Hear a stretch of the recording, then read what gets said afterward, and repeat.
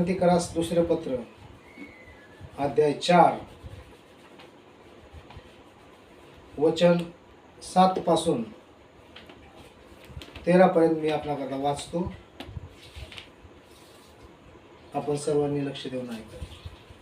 करंथीकरास दुसरे पत्र अध्याय 4 वचन 7 ते 13. प्रेषितांची शक्तिहीनता व देवाचे सामर्थ्य ही आमची संपत्ती मातीच्या भांड्यात आहे, अशा हेतूने की सामर्थ्याची पराकोटी देवाची आहे, आमच्यापासून होत नाही हे समजावे. आम्हावर चोहोकडून संकटे आली तरी आमचा कोंडमारा झाला नाही. आम्ही घोटाळ्यात पडलो तरी निराश झालो नाही. आमचा पाठलाग झाला तरी परित्याग झाला नाही, करण्यात आलेला नाही. आम्ही खाली पडलेले आहो तरी आमचा नाश झाला नाही. आम्ही येशूचा वध सर्वदा शरीरात वागवितो, अशा हेतूने की येशूचे जीवनही आमच्या शरीरात प्रगट व्हावे. कारण जे आम्ही जिवंत राहतो ते आम्ही येशू प्रित्यर्थ सदाचेच मरणाच्या हाती सोपविलेले आहो, ह्यासाठी की येशूचे जीवनही आमच्या मर्त्य देहात प्रगट व्हावे. आम्हामध्ये मरण पण तुम्हामध्ये जीवन आपले कार्य चालविते. मी विश्वास धरला म्हणून बोललो. ह्या शास्त्रलेखानुसार जो विश्वासाचा आत्मा तोच आत्मा आमच्या ठाई असल्यामुळे आम्ही विश्वास धरतो आणि त्यामुळे बोलतोही.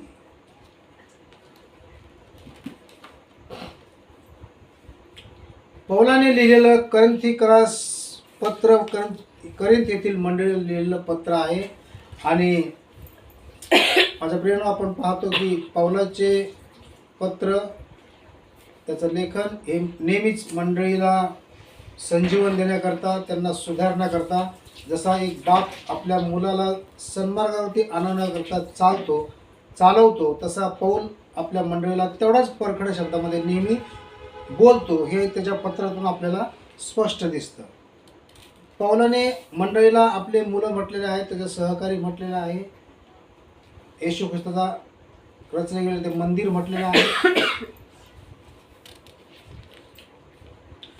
आजचं म्हणणं पौलाचं करिंथी येथील मंडळीला आहे, तर पवित्र शास्त्र जे आमच्या हाती देण्यामध्ये आलेलं आहे, ते पवित्र शास्त्र असं नाही की ज्यांनी वाचलं तर हे माझ्यासाठी कुठे लिहिलेलं आहे, माझ्या घराविषयी कुठे लिहिलेलं आहे, माझं नाव कुठं आहे, मला कुठं समजवलं पौलाने, माझ्या घराला कुठं समजवलं, असं कुठे आहे, असं लिहिलेलं नाही.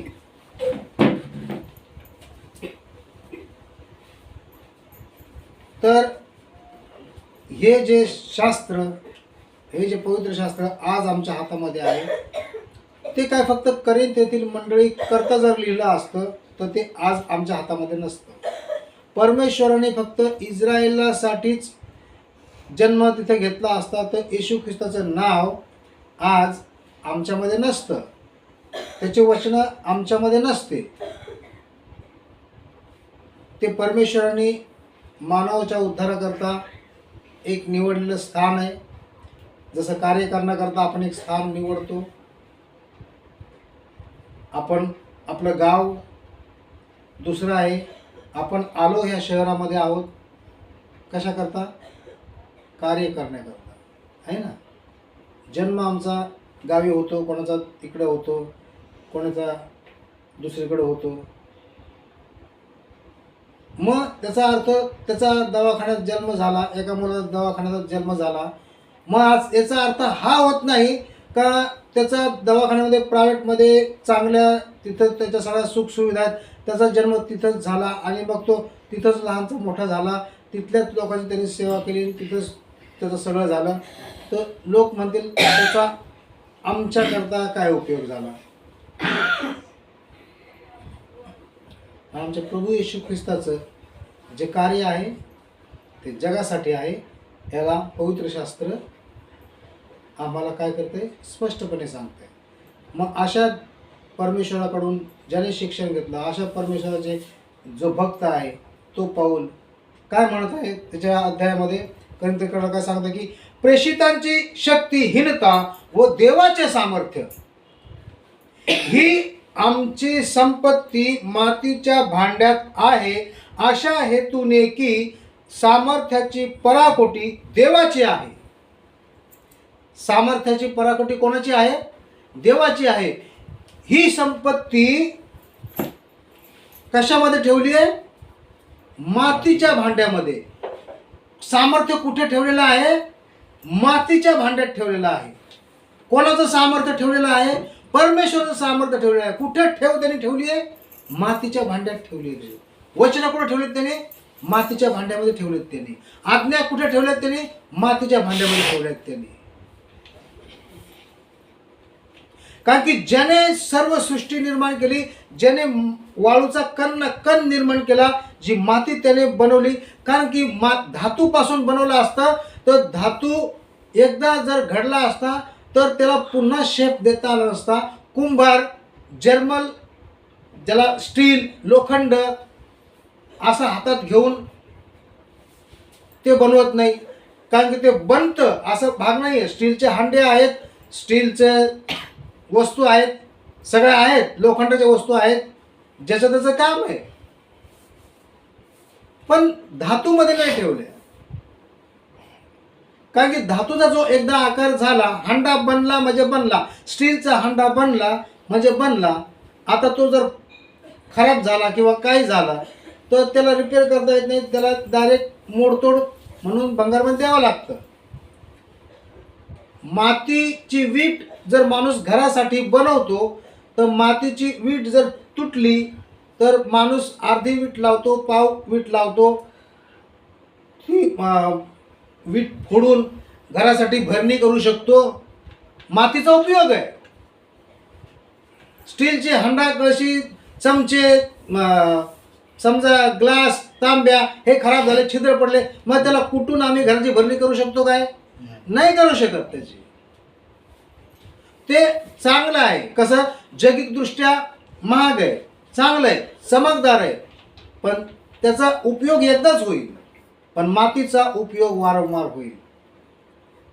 जसं लहानपणी आईबाप मुलांना शिकवतात आणि मग ते जसा जसा मोठा होतो, धन्यवाद असो त्या आईवडिलांना की त्यांची मुलं लहानपणापासून चांगली मोठे होतात. पण काही मुलं काही वर्षांनी म्हणा वाईट संगतीमध्ये जाऊन बिघडतात, काही वाईट कृत्य करतात, ज्यामुळं आईवडिलांना दुःख होतं. आणि मग आईवडिलांची इच्छा होते की माझ्या मुलाने असं वागलं नाही पाहिजे, माझ्या मुलाने असं नाही केलं पाहिजे, यांनी सुधारलं पाहिजे, आहे ना. प्रत्येक आईवडिलाची काय त्याची इच्छा होती, जसं की माझ्या मुलाने काय झालं पाहिजे, सुधारलं पाहिजे, त्याने काहीतरी केलं पाहिजे. मग त्याला समजा समुपदेशक, त्याला इंग्लिशमध्ये काय, त्याला मानस तज्ज्ञाकडे घेऊन जातात किंवा 4 लोकांमध्ये घेऊन जातात, असं घेऊन जातात. आणि काही मुलं नंतर आयुष्याच्या याच्यामध्ये बघतात की बाबा मी आता फार वाईट वागलो, पण हे चुकीचं आहे, मला असं नाही वागलं पाहिजे, मला चांगलं वागलं पाहिजे. ही जाणीव होते कारण की तो मातीचा आहे. मातीवरती पाणी शिंपडलं गेलं तर ती नवनवीन पीक देते, एकच प्रकारचं पीक देत नाही. जी माती आहे तिला चांगलं खत घातलं, शेणाचं खत, चांगली फवारणी केली तर तुम्ही त्याच्यामध्ये काय एकच पीक घेत नाही. तुम्ही गहू उगवता, तुम्ही बाजरी उगवता, ज्वारी उगवता, वांगे, बटाटे, जे पाहिजे ते मातीच्या याच्यामध्ये काय होतं, उगवलं जातं. लोखंडाच्या वस्तूमध्ये उगवलं जात नाही. लोखंडाचा उपयोग होतो एक तर तो मारण्याकरता किंवा लोकांना इकडून तिकडे नेण्याकरता. याच्या पलीकडं लोखंडाला शहाणपण नाही आहे, मातीला शहाणपण आहे. पाणी, पाऊस शोषून घेण्याची काय आहे, पात्रता आहे. लोखंडाला आहे काय? लाकडाला आहे काय? नाही ती पात्रता. म्हणून परमेश्वराने त्याचं सामर्थ्य आपल्या हाताने घडवलेल्या मातीच्या भांड्यामध्ये, म्हणजे माझ्या माने तुमच्यामध्ये ते ठेवले. प्रत्येक शब्द त्यांनी का नाही सांगितलं ते चल हे घडवलंय मी, पात्र, सोन्याचं पात्र घडवलंय, सोन्याच्या पात्रामध्ये मी माझं सगळं काही शब्द बोललोय त्याच्यामध्ये ठेवलेत. सोन्याचं पात्र आज इथं उद्या दुसरं कोणतरी लुटून घेऊन जाईल, त्याचं दुसरं अजून काहीतरी करेल, त्याचं काही होणार नाही. पात्र आहे, बहुमोल आहे ते, पण त्याचा उपयोग मानव जाती करता होणार नाही. पश्चाताप मातीच्या घड्याळात होतो, पश्चाताप कुंभाराला होऊ शकतो. कारण की मी जे घडवलं पात्र ते बाबा काही मला आवडलं नाही आणि ते दुसऱ्याला पण आवडणार नाही. कुंभार जे छानपैकी माठ बनवतो, चांगले चांगले ते आपण बनवतो, चुलीवरती जेवणाचे भांडे बनवतो, सगळे बनवतो तो, तर ते प्रथम कसं ते कुंभाराला पसंत आलं पाहिजे की हे मी कसं घडवतोय याला. कारण की त्याला माहिती आहे की मी याला असा आकार दिला तर हे लोकांना काय होणार आहे, पसंतीस उतरणार आहे. म्हणून मला ते तसं घडवायचं आहे. आणि मग मला ते नाही घडवता आलं तर मी ते परत चिखल काय करतो, मिक्स करतो की हे बरोबर झालं नाही, मला ते परत व्यवस्थित करायचं आहे. जितक्या वेळेस कुंभाराचा हात त्याच्यावरून फिरेल, त्या मातीवरून चकाचक फिरेल, व्यवस्थित फिरेल, तसं ते पात्र काय होतं, उपयोगी बनतं. स्टीलच्या हांड्यामध्ये पाणी प्या, तेही चांगलं आहे, पण तुम्ही माठामधलं पाणी प्या, ते तुमच्या आरोग्याला एकदम चांगलं आहे. जेवढा मोठा रांजण तेवढा तो बाहेर ठेवून तो गार होतो, ते उन्हातून आल्याच्या नंतर ते पाणी प्या. रांजणातलं पाणी तुम्ही 1 तांबे प्या आणि स्टीलच्या हांड्यातलं 2 तांबे प्या. तहान तुमचं भागवणार कोणतं, ते रांजणातलं पाणी भागवेल. स्टीलच्या हांड्यातलं पाणी तहान भागवते, अजून हवं असं वाटणार ते. कारण की तो धातू निर्जीव आहे, माती सजीव आहे. माती सजीव नसती तर येशू ख्रिस्ताने सांगितलं नसतं, पावलाने म्हटलंच नसतं की ही संपत्ती त्याने मातीच्या भांड्यात ठेवली आहे, त्याचे हात आम्हाला लागलेत. झाडाला त्याने असं असं असं करून घडवलं नाही. हे फांदी करतो, मग याला हे फूल करतो, मग त्याला हे करतो, मग त्याला हे रंग देतो, असं नाही करत होता. आम्हाला केलं तरी. कुंभार घडवतो, पात्राला घडवतो. शेतकरी शेतामध्ये जमीन ह्याच्यासाठी मातीत पेरतो की ही मी आता एक जर गहू पेरला त्याचा 4-5 ओंब्या एका गव्हाला, 10-12 ओंब्या येतात एका गव्हाला, आणि त्या एका गव्हाचे जवळजवळ चांगले असे ओंजळभर गहू निघतात. कशातून निघतात ते, मातीतून निघणार. ते सामर्थ्य कुठे आहे, मातीमध्ये आहे ना. जमीन सोन्याची जरी असली तरी ती तुला खायला देणार नाही, ती दिसेल चांगली पण भूक भागणार नाही. भूक कोण भागणार, जमीन भागवणार आहे. सामर्थ्य कशात ठेवलं देवानी, जमिनीमध्ये. मग सामर्थ्य त्यांनी कशात ठेवलं, आमचं मातीच्या भांड्यामध्ये, माझ्यामध्ये, तुझ्यामध्ये, याच्यामध्ये, सगळ्यामध्ये त्यांनी त्याचं सामर्थ्य ठेवलं. वचन, कारण की ती मातीच आहे जी तुला सांगू शकते की माझ्यामध्ये काय पेरलंय तर ते मी उगवून दाखवते. आज माझ्यामध्ये वचन पेरलंय तर मी वचनच बोलणार.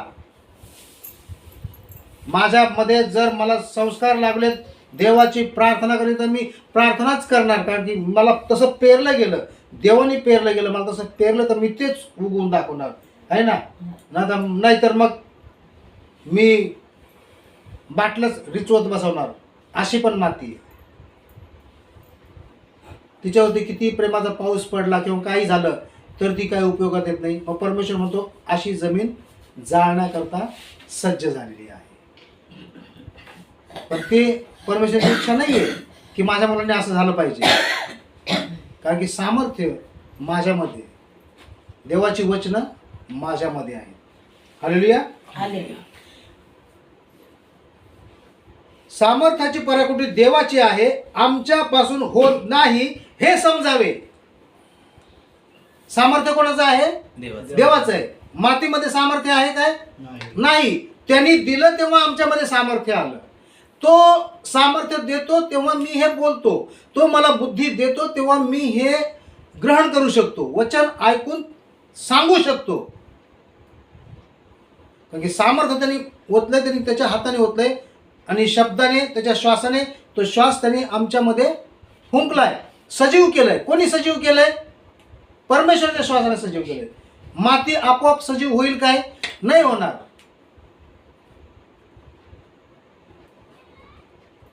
होऊ शकते? नाही होणार, कदापि शक्य नाही. ते आपोआप सजीव होईल. मी जर म्हणतो मी काही करेल, सामर्थ्य माझं नाही, सामर्थ्य देवाचं आहे. त्याच्या आज्ञेप्रमाणे मी चालतो तर मी त्याचं उपयोगी पात्र आहे. आणि मग मी म्हणू शकतो की ती संपत्ती त्याने माझ्यात ठेवली आहे ना. लोणचं गावी बनवतात पहिले जुने माणसं, आजी लोणचं बनवायची. मग ते पितळाच्या हांड्यात काम तुम्ही बनवते नव्हती बनवत. पितळा हांड्यात, लोखंडाच्या कढईत बनवून का नाही ठेवत? ती मातीमध्ये ठेवत, मातीच्या मडक्यामध्ये. कारण ते वर्षानुवर्ष चालतं. स्टीलच्या भांड्यामध्ये, लोखंडाच्या भांड्यामध्ये ते लोणचं वर्षानुवर्ष चालेल काय? नाही चालणार. कारण की श्वास घेणं आणि सोडणं मातीमध्ये तो गुण आहे, धातूमध्ये नाही. श्वास माती घेते आणि माती श्वास सोडते. माती श्वास वरून पाऊस पडतो, ते ओलावा खेचून घेते आणि त्याला ओलाव्याने ती ऊब मातीला येते, श्वास सोडते.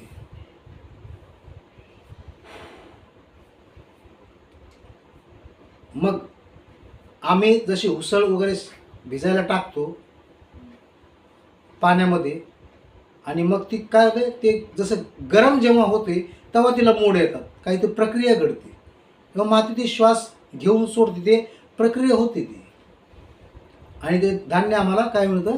खायला मिळतं. तर मला एक सांगू द्या की एक माणूस जर जगातला धरला, किती धनवान असो किंवा कितीही गरीब असो, एक माणूस स्वतःची एक भाकर करून खाऊ शकत नाही. काय? एक माणूस स्वतःची एक भाकर करून खाऊ शकत नाही. तुम्ही मला कसं काय करून खाऊ शकत नाही?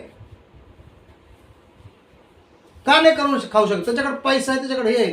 पण त्या माणसाला तुम्ही शेतामध्ये पाठवा, मग त्याला काय करावं लागेल? त्याला धान्य पेरावं लागेल, पावसाची वाट पाहावं लागेल, बोरवेलचं पाणी असलं तर त्याला पाणी द्यावं लागेल, त्याला 3-4 महिने जावे लागतील, मग ते पीक येईल, मग तो छाटणी करेल, मग त्याची खळं करेल, मळणी करेल, मग ते पोत्यामध्ये भरेल, मग तो गिरणीमध्ये घेऊन जाईल, मग पीठ आणेल घरी, त्याच्यानंतर चुलीवरती मग तो घेऊन जाईल, मग मळेल, मग खाईल. तर काय 6 महिने एकटा माणूस उपाशी राहू शकतो काय? म्हणजे एकट्याने काही होणं नाही. म्हणून आम्हाला परमेश्वराने हे जे सामर्थ्य मातीच्या भांड्यामध्ये दिलेलं आहे, परमेश्वराने कोणतं सामर्थ्य दिलं आहे की तुम्ही माझे शरीर आहात. तू माझं काय आहेस? शरीर आहे, मस्तक मी आहे. एकटा येशू ख्रिस्त प्रभू आमचा काही करू शकत नव्हता. त्याला मंडळीची गरज होती, त्याला लोकांची गरज होती, म्हणून त्याने अवयव काय केले? जोडले.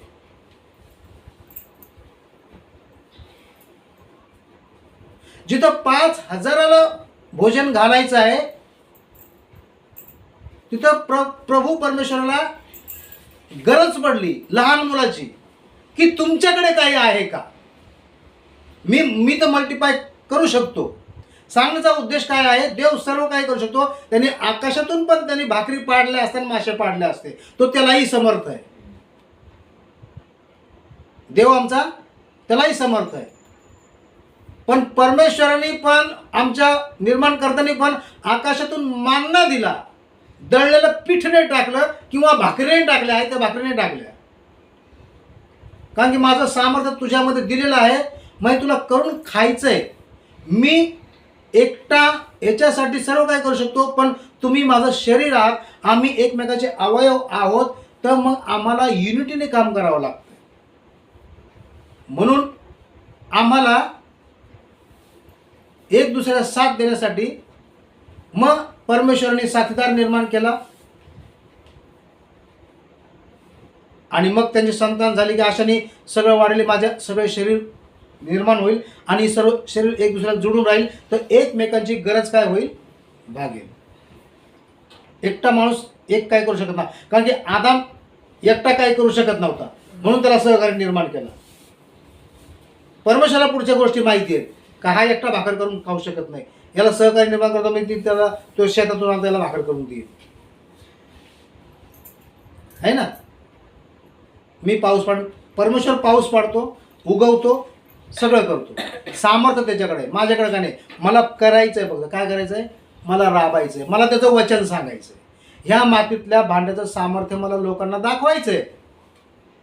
जे सामर्थ्य प्रभूने माझ्याकडे ठेवलेलं आहे त्याची मला काय करायचंय, लोकांना वाटायचंय, ते माझ्याकडे नाही ठेवायचं.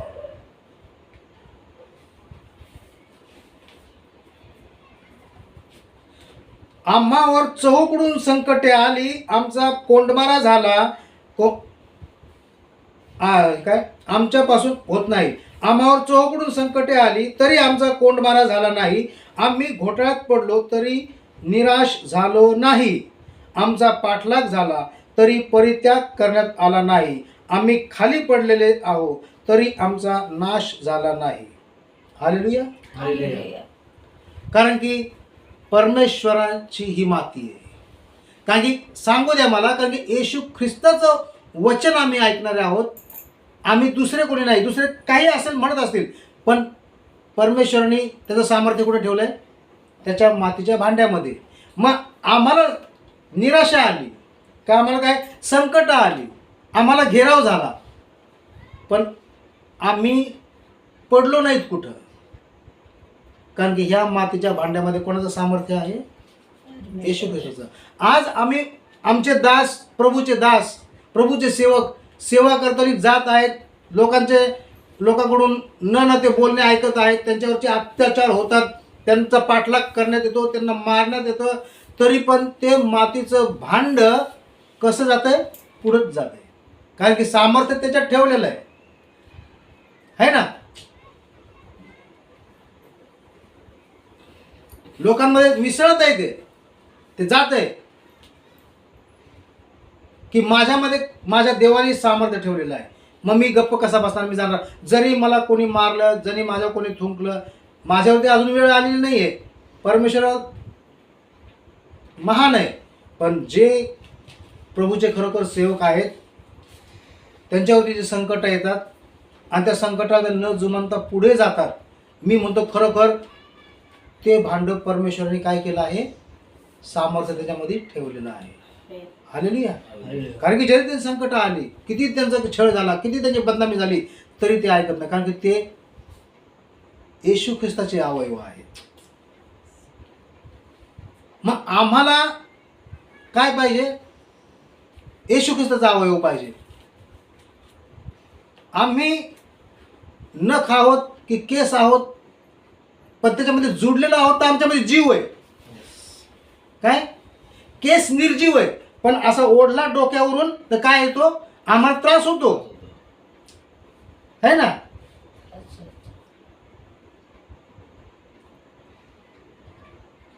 पण त्याच्यामध्ये आहोत तर आम्हाला काय आहे, जीवन आहे. आम्ही निर्जीव आहे, कारण आम्ही माती, पण त्याच्या सामर्थ्यामुळं, त्याच्या आशीर्वादामुळे आमच्यामध्ये जीव आहे आणि ती डोक्याला शोभा आहे. नुसते केस कापून टाकले तर केसाला काही दुखत नाही, पण केस मुळापासून उपटला म्हणजे दुखतो, कारण की तो शरीराशी मस्तकाशी जुडले गेलेला आहे ना. मग असे आम्ही निर्जीव असताना परमेश्वराने आम्हाला काय केलं आहे, त्यांनी स्वतःचे काय केलं, अवयव बनवून घेतले. नख निर्जीव आहे, नख इथून बोटातून काढला तर त्रास होईल, कारण की ते शरीराशी जुडलेलं आहे, आणि वरून नख वाढलं तर आपण कापतो तर त्याला त्रास होत नाही, कारण की ते निर्जीव आहे. पण परमेश्वराने आम्हाला त्याच्या बोटाचं नख जरी तयार केलंय तरी आम्ही धन्यवाद दिला पाहिजे, कारण की ते निर्जीव पण त्यांनी सजीव केलं आमच्यासाठी. आणि शरीराची जी शोभा आहे. कोणाचे नख किती सुंदर, लोक त्याची पण प्रशंसा करतात, आहे ना. किती सुंदर नख आहे, किती छान स्वच्छ चांगले दिसतात. काळे हिरवे हे बरोबर दिसत नाही. स्वच्छ पांढरे रेषेदार नख हाताची शोभा वाढवतात. आणि हे केव्हा होणार? जेव्हा ह्या मातीतल्या भांड्यातलं सामर्थ्य आम्ही लोकांपर्यंत पोहोचू, तेव्हा कशाद्वारे होणार? त्याच्यामध्ये आम्ही राहू, त्याच्या आज्ञामध्ये चालू, त्याच्या वचनामध्ये बोलू, तेव्हा हे नख सुंदर होईल, ह्या शरीराला शोभा आणणारं ते होईल. नाहीतर इथं ठेसलंय, तिचं कापलंय, तिचं काहीतरी फाटलंय, ते शोभा आणण्याऐवजी काय होतं? बरोबर दिसत नाही. असंच आमचं जीवन आहे. आता आम्ही ताजं उदाहरण बघितलं, मी सांगत नाही कुठं पडलंय ते, अंधारात गचपडात. प्रभू करो त्या कुटुंबाला आशीर्वाद मिळो. परमेश्वर हाक मारताय की तू माझं शरीरच, तू माझा अवयवस, माझ्याकडे ये, माझं सामर्थ्य तुझ्यामध्ये. पण जा, काय तुझं सामर्थ्य, मग घेणं देणंच नाही. हे उधळून टाकेन मी सामर्थ्य सगळीकडे, कानाकोपऱ्यात पडून. मला गरज नाही. कारण का उधळ्या पुत्राच्या प्रमाणेच आहे की माझा वाटा मला द्या, म्हणजे मी जातो आणि आयश आराम करतो. देऊन टाक मला सगळं, तुझ्यापासून मला वेगळं व्हायचंय. आज लोकांचा कल, आज लोकांची इच्छा काय आहे की मला तुझ्यापासून वेगळं, हे बर्डन नको. अरे वचन वाचायचंय, प्रार्थना करायचंय, मला चर्चला जायचंय, मला इकडे सभेला जायचंय, मला उपास प्रार्थना करायची आहे, मला तुझ्या वचनात बोलायचंय, मला तुझ्या वचनात वागायचंय, मला सत्याने बोलायचंय, मला निंदा करायची नाही, मला कोणाचं काही बळकवायचं नाही. हे सगळं माझ्यापासून दूर कर, कारण की मला माझ्या इच्छेप्रमाणे जगू दे. सगळी संपत्ती माझ्यात ठेवलीस ना, मग तू देऊन का नाही टाकत माझी संपत्ती सगळी मला, आणि मला मोकळं कर. बाप तोही इच्छा पूर्ण करतो. आणि ज्या वेळेस त्या मातीतल्या भांड्यातली संपत्ती उधळून टाकतो, तेव्हा बघतो की मी कुठं पडलोय ते, आणि मग म्हणतो की मी तर, माझा बाप तर काय आहे, राजा आहे, आणि मी ते तसा पडलोय, तर मी उठून आपल्या बापाकडे जाईल. मग बाप त्याला प्रेमाने जवळ घेतो, पुन्हा त्या मातीच्या भांड्याला त्याला पाहिजे तसा आकार देतो. काय म्हणतो की माझा पुत्र मेला होता, आता तो जिवंत झालाय, कारण की तो आता माझ्याकडं पुन्हा आलाय, तर मी त्याला परत आकार देईन. तो म्हणतो मी तुमचा मुलगा म्हणून घेण्यास योग्य नाही, मला तुमच्या घरामध्ये काय करा, नोकर ठेवा. तर तो काय प्रभू परमेश्वर काय म्हणतो, हे असलं काय बोलू नको. मुलगा नोकर, तू मेला होतास, आता तू जिवंत झालास. तर माझे दुष्कृत्य काय आणि मी काय केलंय परमेश्वराला ठाऊक आहे. पण जेही त्याच्याकडे वळाले, तर ते सामर्थ्य तो पुन्हा देण्यास काय आहे, तयार आहे. कारण की तयार कुणी केलंय, परमेश्वराने तयार केलं. आणि परमेश्वर आपली निर्मितीला कधी तुच्छ मानतो का, कधीच नाही. प्रत्येक भांड त्याच्याकडे यावं, प्रत्येक निर्माण केलेली निर्मिती त्याच्याकडे यावी, हे परमेश्वरची काय आहे, इच्छा आहे, बापाची इच्छा आहे. सगळ्याच बापाची इच्छा असते, जगित बापाची पण इच्छा असते. म्हणून मी सुरुवातीला म्हणलो होतो काय की मग मुलं पश्चाताप करतात, मग आईवडिलांना म्हणतात की मला असं नाही वागलं पाहिजे, किंवा आता माझं लग्न झालं, मला सुधारलं पाहिजे. तो सुधारायचा चान्स कोणाला आहे, त्या मातीलाच आहे ना. कारण की मातीची मशागत केली, कारण की मातीची मशागत नाही केली, मग ती काटे कुसळं असं उगवते 1-2 वर्ष, आणि आपण त्याच्याकडे लक्ष देत नाही, आहे का नाही. आणि मग ती जमीन कशी पडीक होऊन जाते. मग ती पडीक झाल्यामुळं आपण म्हणतो जाऊ दे, पडीक झाली सोडून दे, पण आमचा बाप आम्हाला सोडत नाही. त्याला पाहिजे, तो तर पाऊस सगळीकडे पाडतो, पडीक जमिनीवर पण त्याला पाहिजे की त्या मातीवरती कोणीतरी मेहनत केली पाहिजे. आणि आम्हाला सामर्थ्य दिलंय त्या मातीवरती मेहनत करण्याकरता, पडीक जमिनीवरती आम्हाला मेहनत करण्याकरता, वचन आम्हाला सांगण्याकरता. माझ्याकडून हे होणं नाही. मी म्हणेन की मी ताकदीने करील, मी वचन ताकदीने सांगन, मी प्रार्थना ताकदीने करीन, मी करीन, तर माझ्याकडून होणं नाही. कारण की मला सामर्थ्य देणारा कोण आहे? परमेश्वर आहे ना.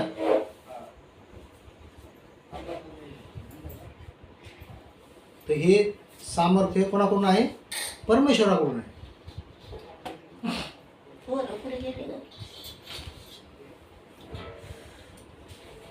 आणि जो माणूस याच्यावरती विश्वास ठेवून चालतो, जे भांड हे स्वीकार करतं की परमेश्वराने मला निर्माण केलंय, तर मला कोणी तोडलं फोडलं तरी मला हरकत नाही, परमेश्वर मला परत बनवायला तयार आहे. म्हणून कोणी निंदा नास्ती केली किंवा काही केलं तरी आम्हाला हे म्हणण्याची गरज नाही की माझा छळ झाला किंवा काय, कारण की परमेश्वर माझ्यामध्ये मौल्यवान वस्तू ठेवण्यास तयार आहे. कारण की भांड कोणाचं आहे? परमेश्वराचं. सामर्थ्य कोणाचं आहे? परमेश्वराचं आहे. आणि कोणी त्याच्यामध्ये सामर्थ्य ठेवलंय? परमेश्वराने ठेवलंय. मग आम्हाला कुठल्याही गोष्टीची काय करण्याची, चिंता करण्याची गरज नाही.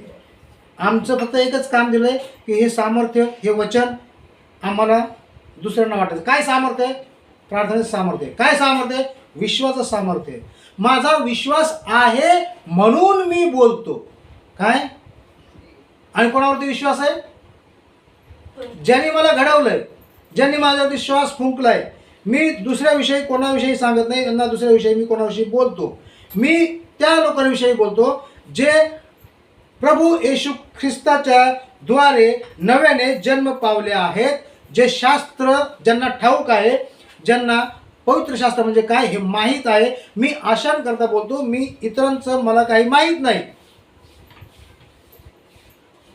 जग काय करता याच्याशी मला काही हे नाहीये. कारण की परमेश्वराचं वचन सांगतं की मी जगातून मला निवडून घेतलंय. परमेश्वराने काय केलंय? जगातून निवडून घेतलंय. जर मला जगातून निवडून घेतलं नसतं तर मीही तसाच असतो, पण त्यांनी मला निवडून घेतलंय. कारण की मी कोणाचा भांडा आहे? परमेश्वराचं पात्र आहे मी. त्याचं सामर्थ्य त्यांनी मला ठेवायचं आहे आतमध्ये ना. म्हणून त्यांनी मला जगापासून निर्माण केलंय, वेगळं केलंय की तू याच्यामध्ये नाही तर तू काय कर, माझ्याकडे ये. म्हणून कोण काय करतं याच्याशी आपल्याला देणं घेणं नाही. पण माझा विश्वास कुठे आहे?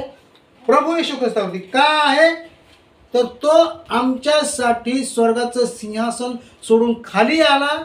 त्याने आमच्याकरता दुःख सहन केलं, आमच्याकरता त्यांनी सर्वोच्च बलिदान केलं आणि आमच्याकरता मध्यस्थी करण्याकरता पुन्हा परमेश्वराच्या समोर जाऊन उभा राहिला. हे मला ठाऊक आहे, याच्या पलीकडे मला काही ठाऊक नाही. हे मी मान्य करतो.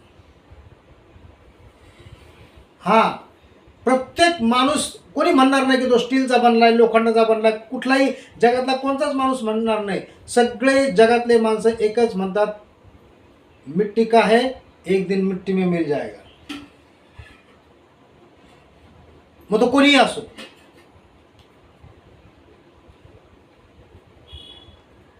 पण माझा परमेश्वर म्हणतो, मी तुला मृतातून जिवंत करणार आहे. कारण की माती तू कोणाची आहेस? माझी आहे. आणि माझं सामर्थ्य ठेवलं आहे. म्हणून आलिशा जेव्हा मेला, त्याच्या नुसतं शुष्क हाडाला त्या श्रीमंत माणसाच्या मृत्यूदेहाचा स्पर्श झाला तरी तो जिवंत झाला. कारण की सामर्थ्य मातीच्या भांड्यात ठेवलेलं आहे.